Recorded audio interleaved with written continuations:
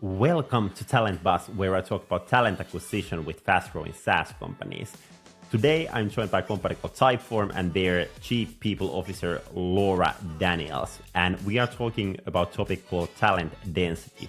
And let's start today's episode by really defining what talent density actually means.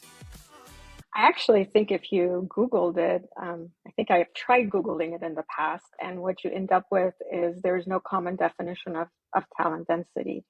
But in essence, what it really means is having having an organization that has a high concentration of skills and capabilities within its workforce.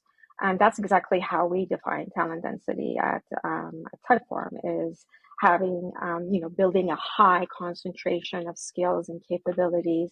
And you do this both internally and externally. It's not just going out and looking for, those talents, those skills and capabilities, but also looking internally and developing the capabilities that your organization need in order to drive business success forward. So I think it's important for every organization to define what that means for themselves. Yeah, yeah. I've been thinking about that topic actually a lot. We are a startup. We are still a super small team, like compared to big players like Typeform and other companies. And how I see the thing is like in the beginning, it is actually quite easy to hire those A players, the best of the best. But do you think kind of is it even possible, like as you continue to grow and you have like hundreds of employees or thousands of employees, that you are only getting those A-level players? Or do you think that there will be the time when you kind of need to hire for average people? Yeah, there's two dimensions to talent density. One is the performance dimension, as you mentioned, having A players and so forth. But the first dimension, the primary dimension, is looking at the right skills and capabilities. So understanding what your business strategy is, what you're trying to drive, what you need to accomplish, not only in the short term, but in the long term. And then, how does that translate into the capabilities that you need in order to make that happen? Whether those are the right skill sets or certain skill sets, or whether that's certain behaviors. So thinking about that first as the primary reason for why you want to concentrate on talent densities, because you want to acquire those skills and capabilities that are going to enable your organization to go after and accomplish the business success that's after. The second piece of that is having the right fit, having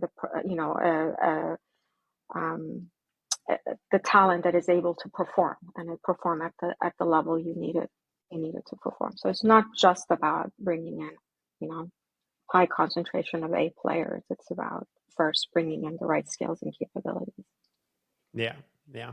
I've noticed actually, when working with different SaaS companies around talent acquisition, most of the companies, especially I feel like in the early stages, the hiring is very kind of ad hoc in a way that you are Yeah. focusing on the skills that you need at this particular moment. And well, I of course understand it. You need to solve the problems you have currently on your table, and then only after that one you can maybe think about more kind of strategic talent acquisition and how to really have a long term game over there. But I think especially the past 2 years has been very interesting in the talent acquisition field. A lot of tech companies going through layoffs. A lot of good talent is free. But like, why talent density is something that is kind of top of mind for Typeform right now in this particular situation of the economy? Yeah. I think for two reasons. I think one is there is a misconception that there is abundance of availability of talent. And I would argue that there isn't. Unemployment in many countries, it is at a high all-time low. I think the pandemic forced a lot of people to evaluate what they wanted to do, evaluate whether they wanted to continue working, go independent, retire. So we also lost a lot of talent during the pandemic. So there isn't this abundance of talent out there. Even, I think the misconception comes from the fact that there were a lot of tech layoffs last year. So talent density is important. And the second factor is that there isn't also this abundance of money, funding available for you to go just higher and higher, which is what happened, pre-2022, I would argue, right? There was just this abundance of hiring and the money was no issue. We were looking at scale, we were looking at volume. It was quantity over quality. That has shifted. So while, you've got the dynamic of still there, war on talent happening externally, and you've got the dynamic internally of I don't have unlimited funds, you have to make every hire count. And that's what we talk about, internally at Typeform is we got to make every hire count. We got to make every position count. And in order to do that, you have to be very clear about what it is that you're trying to go after externally. You have to be very clear about the skills and capabilities you're trying to, the type of behaviors and cultural additives that you're after, because you got to make every single headcount count. That's number one.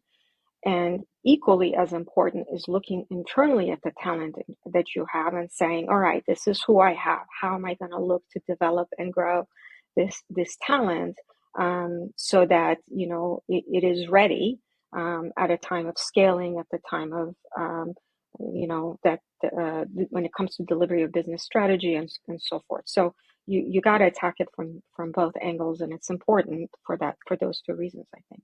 So I think Yeah. every company, if they're not looking at talent density, they should be thinking about it. Yeah, for sure. Yeah, and I think the change you mentioned there regarding kind of going from headcount growth maybe to really figuring out who you need to hire is something that I can see on the market. I was just visiting Dublin in Ireland roughly a month ago. There was an event called SaaS Talk, which is one of the biggest events around SaaS here in Europe, and I talked with multiple SaaS founders over there. And I feel like everyone was sharing the same story. Like, a few years back, it was all about headcount growth. Now, maybe the past 12 months or 24 months, everyone was talking about annual recurring revenue per headcount. And now, kind of when looking at the future and what a lot of founders were talking about, it was actually profit per headcount. And of course, you mentioned the layoffs, and there has been those things, but I think this is a kind of good change that is happening out there. But like one thing, I go back maybe to the beginning actually a bit, like definition of talent density. For me, it's kind of easy to define things through KPIs and measurement. Like if there is now let's say head of people or founder in the SaaS company listening this right now, and they think like, in what level our talent density is, like what is the metric for that one? Like how How do do you you know? measure it? Yeah, how do you measure it? I'll answer that question, but I wanted to go back to something important that you mentioned about, when you're a startup, when you're in a period of growth, it's very easy to go after volume, and it's very easy to just get caught up in that energy of recruiting and hiring. And I would actually argue that if there's any lesson we have learned in the last couple of years, has been that actually talent density starts at the very beginning, not when you're bigger, not when you're at scale. So that conscious strategy, around talent needs to exist on day one, whether you're just starting off as a smaller company or whether you're scaling or whatever size, you're a huge company. So how do you measure it? So there's kind of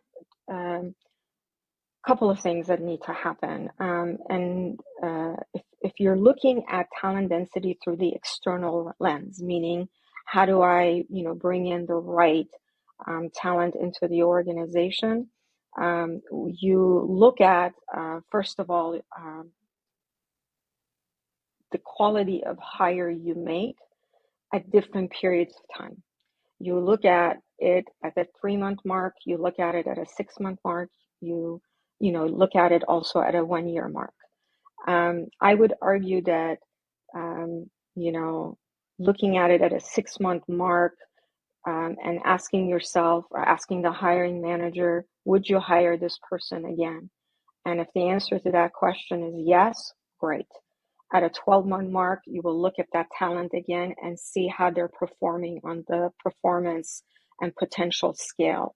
And if they're a high performer, then great, you've done your job. If you're looking at it at a 6 month mark and you're asking the hiring manager, would you hire this person again? And the answer to that is no, or if it's a maybe, at a 6 month mark, I would argue that something went wrong in your hiring process, and you need to go back and evaluate what went wrong in your hiring process. Were you looking at the wrong skill set? Did something break down in the interview process? Did you miss something? Did you have a robust enough, recruitment process? If at a 12-month mark, the answer is no, I would not hire this person again. Or if you see that person maybe struggling, then I would say that's an internal problem, less of a recruitment problem. It's an internal problem in the sense that, have we set this person up for success? Have we been able to give them the right tools and the right management, oversight, and mentorship in order to be successful? So I would look at so we have a process right now where we're measuring using very basic questions, using Typeform and using very basic questions, the feedback on these candidates and these hires that we made, and we track their journey up to a year's period of time. And that metric, simply put, gives us insight into where do we need to focus. Do we need to focus on our recruitment process? Do we need to focus on, is this a manager enablement issue? Is there something we can do in order to help the employees but get their performance back on track? So the insights become very important in what programs we put in place, and also how do we coach the business and how we coach our leaders. So that's one way we measure the talent density. The other way we measure it, and this is more internal, it's through what we call talent reviews. And we used to do them quarterly. We've now scaled back, and we're doing it on a twice a year basis, where we look at the organizational landscape. This is not a performance calibration. This is simply looking at the talent across the organization, looking at the type of skills you have, the type of skills you need, where the gaps are, and looking at the talent in the organization and saying, all right, how is this talent performing? Where are my highest performers, highest potential individual? Who are the individuals that are my core talent that I need to make sure that I'm taking care of? Who are my lowest performers that I need to maybe have coaching conversations with? And when you look at your internal talent landscape through that lens, by the way, that also informs your external talent strategy, because it tells my talent acquisition team, where do they need to go in order to acquire the right, where do they need to look for the right skills and the capabilities? Are we struggling from talent density in engineering? Are we struggling from talent density in, I don't know, in product? And what are some of the adjustments that we need to make? And can we increase that density either by focusing on internal development, organizational changes, or can we go ahead outside and we need to acquire this talent? So again, talent reviews are a metric, and we track it, and we look at the output of that. And oh, by the way, we're super transparent about that process. It's not something that happens behind the scenes by our managers. Every employee knows that we do these talent reviews and why we're doing them. We're it's still kind of new. It's a new muscle. We're still developing it and getting better at it. But we're both very committed to it and very transparent about it. Yeah, yeah. It's super interesting topic. Them. If a person doesn't perform, is it the fault of the recruitment or bad leadership or bad onboarding or something like that? I've had so many of those discussions with our our customers, and especially potential customers. In the recruitment agency business, there is a term called guarantee, and basically what that typically means, like if you are doing a recruitment and then let's say a candidate leaves in 4 months or 6 months, like should the recruitment agency be responsible of finding a new candidate? And I think you explain it well, that maybe in the first 6 months it might be around recruitment, but if it's like 12 months it might be around leadership or onboarding or manager relationship or whatsoever. But I think it's always combination of a lot It of is. lot of It is. It's things. not that simple. Yeah. But I think what's important, again, speaking of metrics, is when are you losing people? Whether, whether it's through attrition, when does that happen? Does it happen at the 3 month mark? Does it happen at the 12-month mark? Does it happen further down the road? When are you losing engagement? So we look at this as well, right?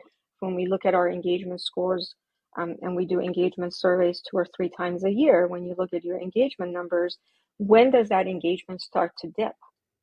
And and then looking at potential root causes of that. And sometimes the answers are easy, right? Like if you lose someone within the first 3 months, I would even argue the first 6 months, something went wrong in your onboarding or recruitment process, most likely.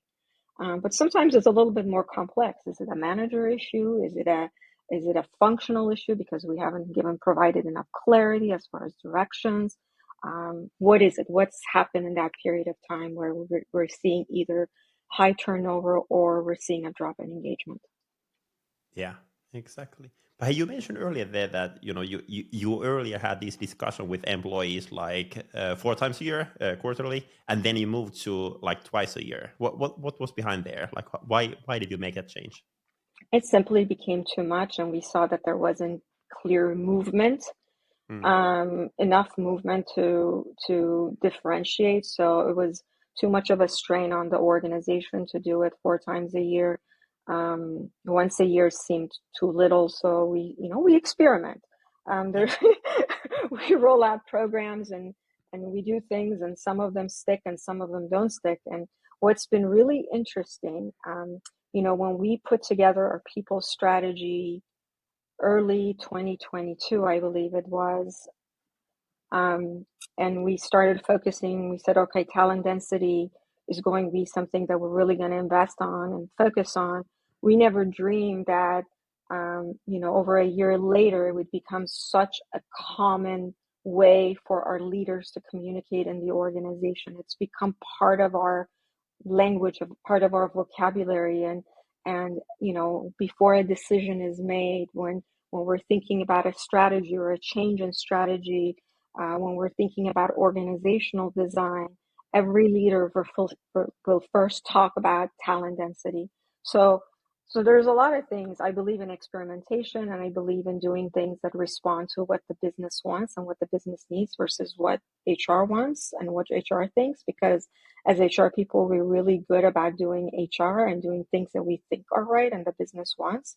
And sometimes those things flop because we're not responding to the needs of the business.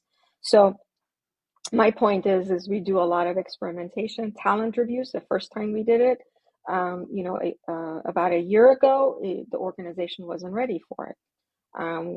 We did it this year, and it stuck, and but the feedback was maybe it's too much and we need to pull back, so we did.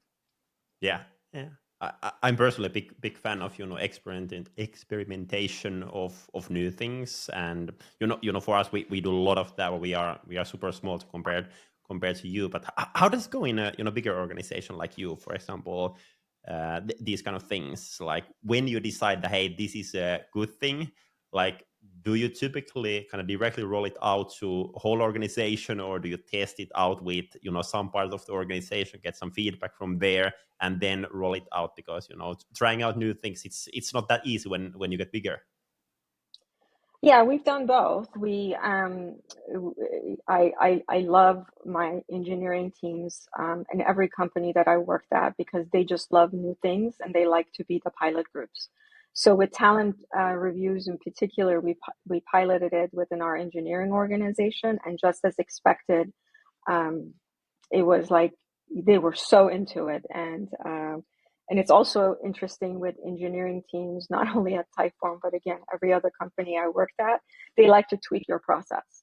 Mm. So, they'll redesign it and they'll tweak it, and in some cases overcomplicate it.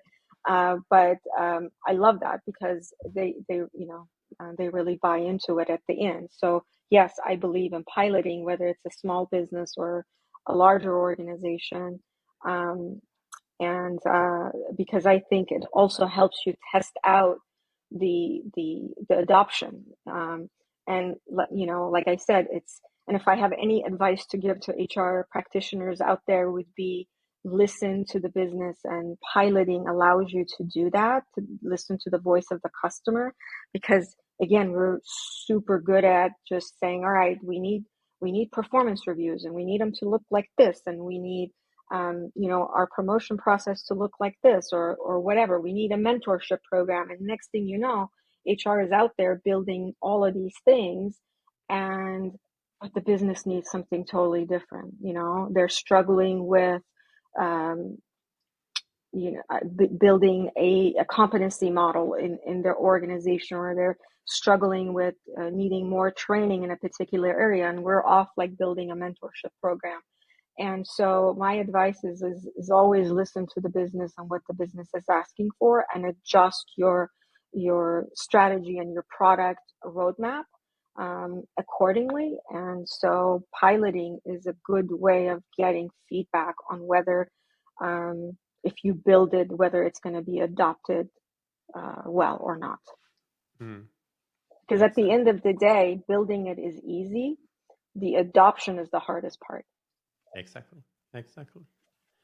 I started to think like, talent density, like also kind of being a value proposition for your current employees, and, having a great team to work together. I started to think like before moving to business, my first profession was actually a chef.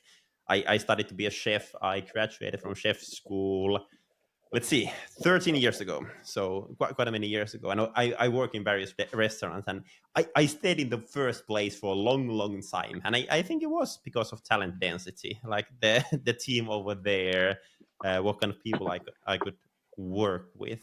But like, how do you see, like, how does, kind of moving this talent density model, like how is it affecting, retention of your people? We have to study long-term retention at some point, right? We're too early in our journey at the moment. I think Gallup a few years ago did a study on what makes up a high-performing team, and they found out that high-performing teams have three things in common. They're very clear of what's expected of them. They lead from a place of strength, so they know what they're good at, and they use their strengths every day at work. And the last thing was that they care about quality. And so if you care about quality, and one way to define quality is performance. They have a high standard of performance for themselves. They have a higher standard of performance as well for everybody that is within their functional teams. So they have to expect the same from their peers. When we do engagement surveys, and we ask about the performance and quality dimension, the feedback that we get is that we want to be around people that are high performing, and they do quality work. So even if people don't articulate it in that way, intuitively they want to be around folks that are good at what they do. That drives that drives engagement within a team. You feel good being part of a winning team. And so when we are transparent about talent density, and we're saying as an organization we care about this, and we care about bringing the right talent into the organization, we care about having the right talent in the organization, whether that is, developing the current talent that we have, or helping the talent that is not performing transition out. We are sending a very strong message to the organization that when you work hard, it matters. That we're not just dumping work on you, because you're a star performer. We care about everybody kind of doing their share, and we want to hold everybody accountable. Makes sense. Makes sense. I started to think about me listening to some other podcast, and then you get a good idea from there, and then you're like, hey, let's take these to action. And I know there are other HR leaders now now listening to this and being like, hey, okay, we need to increase our talent density. But can you walk a bit more or talk a bit more about the kind of journey and the challenges that you have faced, and most likely, others will face if they are like going all in, like, hey, okay, let's now focus on this in 2024. Yeah. So I think first it starts with the business strategy, right?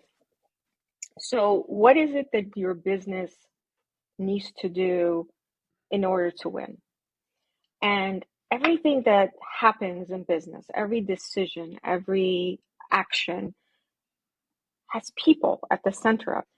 And so first you got to understand, what are we trying to accomplish? Are we going after growth next year? Are we going after efficiency next year? Is on innovation and the fact that we need to pivot and change and innovate the single most important thing we got to accomplish? Again, having a short-term outlook as well as a long-term outlook. So you got to start with strategy. What is it we're trying to accomplish? The second thing is, I would say, you got to build the ecosystem that allows for your evaluation of the talent landscape to happen. We've done this through talent reviews. There's different ways you can do this. But setting in place a process that works for your organization around talent reviews is important. Again, starting with, who do I have in the organization? Who are these people? How are they performing? Where do I need to further develop my talent? Where do I need to coach talent? What is it, that we need to go after? And oh, by the way, do we have the right skills and capabilities to do that? Do I teach those skills and capabilities? Do I build them through, skill taxonomy, or do I go external and acquire those skills? Or is it maybe a hybrid of both? A talent review gives you those answers so that they can then put in place a plan. And this is a role of, at least at Typeform and every other place I've been, the role of an HR business partner. So you got to free up your HR business partners to be able to go out and have these conversations and do this valuable work. And you have to have, the last thing I would say is, you have to have the stomach for disruption, because at least in certain companies, less mature companies, startups, smaller organizations, this is a brand new philosophy. It's a muscle that doesn't exist. And you're going to have tough conversations. You're going to have tough conversations with your leaders. You have to have tough conversations, with your non-performing talent. You're going to be bringing in new people in that are going to challenge your existing norms and ways of doing things, which is good, right? Especially if they're culture additives. You're going to have people that you're going to have to exit out of the organization, but that's okay. That's healthy disruption. I would argue that if you're not disrupting in this healthy way, then you're going to stall at some point as an organization, as a business. Yeah, I agree. I've, even though we earlier talked about, retention, and it's important to keep the retention in a good level, still, I think there needs to be some change in the organization in order to really grow and innovate fast enough. I started to think, you mentioned start with the business, and I agree with that one. I think you should start with the business, make sure your talent acquisition is aligned with the business, head of people and talent acquisition leaders. I hear this one thing over and over again, especially in this market situation, and it is that I don't know what's going to happen in our business the next year. And the main reason for that one being the market, and no one knows really where the market is going. And I feel all the TA leaders out there are like, hey, I have no idea how many people I'm going to hire next year, or we don't know our growth plans, or budgeting next year will be done basically next year or something like that. And what's your tip on navigating in that kind of environment where there isn't maybe a clear idea where the business is going because of the market? Well, I mean, if it comes to the point of like not knowing how many people I'm going to need to add, like do incremental ads, yeah, you need that level of visibility, right? It's where are we growing, how much we're growing, and what does that mean for the number of people. And right now, I would say you're right. There's a lot of ambiguity. A lot of businesses don't know. A lot of businesses don't necessarily want to go out and invest a lot. What they want to do is work with what they have and just get more out of what they have and make it much more efficient. I would say TA helps in that as well. The role of TA isn't just to go and say, all right, I've got 30 recs per recruiter. They're, fully stacked and fully utilized, and that's what they're doing. I would actually say that in times of times of uncertainty, your recruiting function becomes a strategic function. I mean, it should always, I think every role in HR should be a strategic function, but have a strategic angle to it. But I think recruiters need to be thinking, strategically about hiring. And this is where talent density is important, because I think talent density forces you to be strategic, especially in times when you're not hiring for volume, when you're hiring for quality. So, yes, there's always going to be that level of how do I staff? We don't know how much we're going to grow or not. But I would also hope that whatever business that you're part of has some objectives as far as what it needs to do in order to win, what it needs to do in order to stay profitable, to stay relevant, to whatnot. And you can't say that there is an absence of people strategy in moments like that. I would actually argue the opposite, that those are moments in which you have to very clearly articulate what your people strategy is. It's very interesting to me, and I've been doing this for soon to be 24 years. How seldom HR thinks about people strategy as a long-term strategy and articulates that and sticks to it and make sure that the organization is aligned to that strategy. And we often are just firefight organizations, and unfortunately, more often than not, a lot of organizations, a lot of leaders are just so focused on just what's happening in time, firefighting, maybe sometimes just focusing too much on the tactical and just making day-to-day operations run, especially in smaller organizations, not in like big organizations like Google's and Microsoft's of the world. That's a different story, but I'm talking about smaller size organization. It's a challenge. You're firefighting, and you're just keeping the lights on, and you're just doing, the operational work. But, that I would advocate for people leaders, folks in HR business partnering, to really challenge the organization to think about and help articulate what their people strategy is. That's an interesting point. Makes me think. But hey, last question. This was something I actually thought before for the episode, like coming to this discussion. Like, if talent density is only a fancy term and a trend word that will be here for a few years, and then no one remembers it after that one, or will it be something that most organizations are really focusing and building their people functions and building their talent acquisition functions around? Like, what do you think? What is the future of talent density? Will it be in the core of the businesses in, let's say, 5 years? Nothing I have said today is groundbreaking. I mean, I wish I could say I'm giving you stuff that's super innovative and no one's ever heard of before. Nothing I have said is new. It's been around for years. We've just called it different things, right? We've just gone about doing it maybe in different ways. The reason why we use the word talent density and we made it part of our people strategies, because when you give something a name, you give it importance, you give it focus. If I just had said to the organization, we're going to, focus on hiring quality candidates only, or we're going to focus on developing our internal talent, and, we got to make sure that our organizations have the right skills and capabilities in order to be able to be successful and deliver on those are all true. But it wouldn't give them this rallying cry. So if anything, it's not something new. It's been around. It's going to be around. People are going to talk about this forever because